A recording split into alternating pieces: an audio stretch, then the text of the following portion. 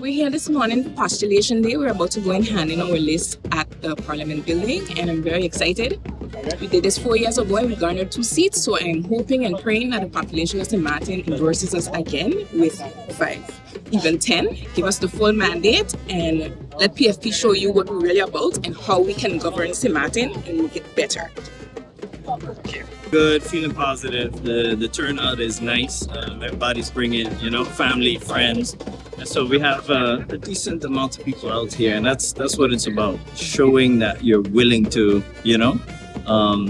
stand behind a party that stands for something. So I think that's very important on this island, and I hope that we can change the political landscape to get more of that going, that you can show your colors, show it with pride, and not be scared of the repercussions on St. Martin. For us to come out and support the winning party. We're going to be winning this election. Come out and support Choose Progress.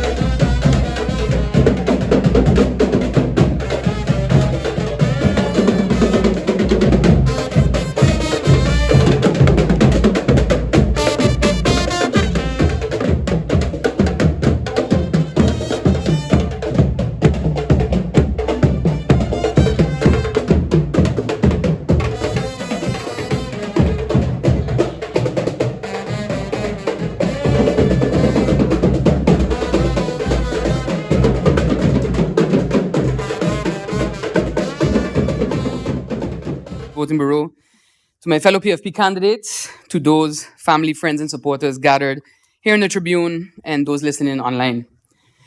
4 years has passed in what feels like the blink of an eye. It is a timeline that has been celebrated by those in the thin majority, but lamented by many in the public. We've suffered through a lot together, St. Martin, you and PFP. We suffered through a global pandemic where we were the only faction to try and cut the salaries of members of parliament and ministers in solidarity with the economic hell that we knew was coming and that many of you are still experiencing. Others didn't have that same care for you and voted us down. Remember that on January 11th. We've suffered through a government that is allergic to the words responsibility and accountability, that has failed to put in place the policies required by law to make sure your money is protected before they spend it. And when PFP tried to hold them accountable, which is our job as your representatives, they said, nah, and voted us down. Remember that on January 11th. We've suffered through high rates of absenteeism from Rescue Ranger Coalition members who travel the world on your dime, have nothing to show for it, and then have the gall, the audacity to ask you for your vote again. Remember that on January 11th. We've been in the dark with you, literally and figuratively, as the first faction to bring a minister to account for the situation at GEBE on your behalf, and receiving confusion as our answer, if we got answers at all. Remember that on January 11th. But most importantly, St. Martin, remember what happens when you do not exercise your democratic right to select your representatives. I know you are exhausted. I too am tired. But that does not mean we can rest.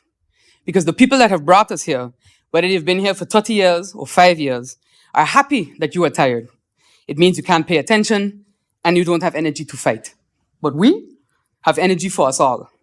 So you must play your part in this too. To our young people, remember that ice cream melts, songs goes out of style, the fete will finish and all the rags and flags will fade. What will be left for you when that happens? To our educators, remember that when the coupons and discount cards run out, you're still left with absolutely no action in our education system for a full 4 years, a mandate they asked for.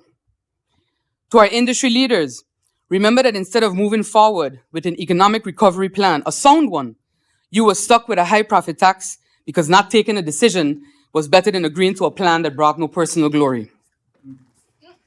And to all the people of St. Martin, I leave you with this.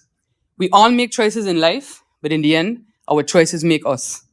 On January 11th, choose the gold standard, choose progress, choose PFP, and see what that choice can make St. Martin. Thank you.